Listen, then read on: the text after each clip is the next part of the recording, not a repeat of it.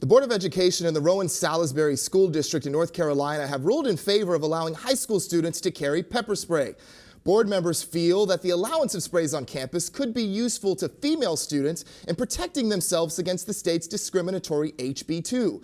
Now, there was some additional fear that the spray could be used for more than self-defense, but it still begs the question, are we opening up a can of worms? Are they perpetuating hate and arming students, by encouraging them to defend themselves against LGBT individuals, Joya? Well, I think that this is a recipe for disaster, actually. I think, well, first of all, it's in the past we've talked about, not we, but it has been talked about that with both mace and pepper spray, one of the biggest issues is just people accidentally using it on themselves in general, like maybe they're trying to defend themselves, but then it backfires. So already you have a bunch of high schoolers, I could see that being the potential for it. But again, I think the underlying reasoning behind it, which is that, oh, yes, of course, it's predators in the bathroom. That's what this whole HB2 thing is about, which I am staunchly opposed to that rhetoric.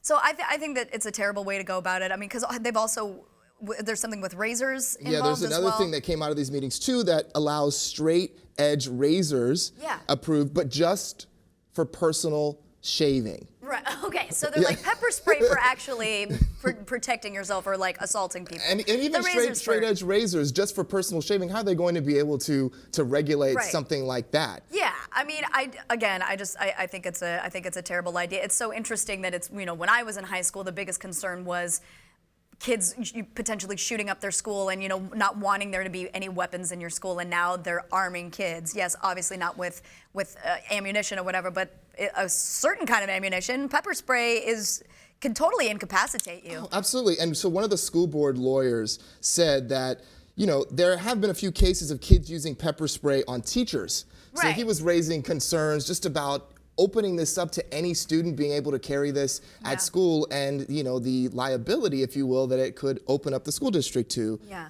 And the temptation as well. I mean, I just think we've done so many stories about HB2, about the different bathroom bills and different organizations, how they're dealing with it. And I'm really sad to see that this is something that not only was even discussed or proposed, but is actually it's going to be put into place next year, like the upcoming school year. It's like now we have to arm the kids, have to defend against the gay. Yeah.